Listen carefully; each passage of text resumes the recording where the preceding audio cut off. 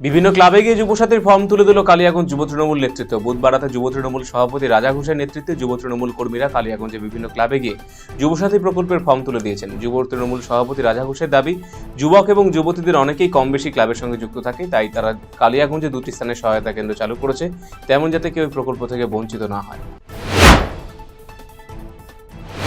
মালদা পুলিশের সঙ্গে অভিযানে ফাঁস হলো আন্তঃরাজ্য মাদক পাচার চক্রের পর্দা। অভিযান চালিয়ে কলকাতা নিউ টাউন থেকে দুজন মাদক পাচারকারীকে গ্রেপ্তার করল মালদা জেলা পুলিশের স্পেশাল টিম।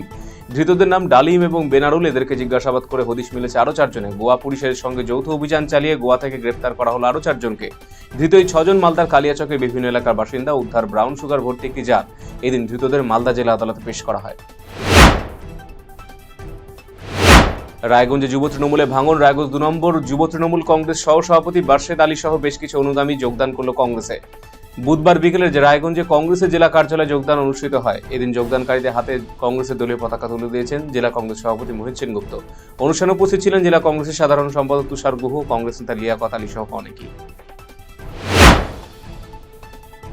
দক্ষিণ ভারতের সাথে রেল যোগাযোগ আরও সুবিধা করতে বুধবার ডালখোলা স্টেশনে নতুন ট্রেনের স্টপেজ চালু হলো। উত্তর পূর্ব সীমান্ত রেলওয়ের কাঠিয়া ডিভিশনের উদ্যোগে একাধিক গুরুত্বপূর্ণ এক্সপ্রেস ট্রেনের নতুন স্টপেজের সূচনা হলো বুধবার। এদিন থেকে উত্তর দিনাজপুর জেলার ডালখোলা রেলওয়ে স্টেশনে থামবে 15629, 15630 নওগাঁ এক্সপ্রেস। বুধবার ডালখোলা স্টেশনে ট্রেনের ফ্ল্যাগিং অফ অনুষ্ঠানে উপস্থিত ছিলেন সাংসদ কার্তিক চন্দ্র পাল।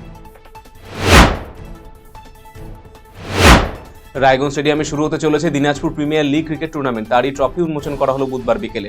19 ফেব্রুয়ারি থেকে শুরু হবে খেলা, 28 ফেব্রুয়ারি পর্যন্ত চলবে টুর্নামেন্ট।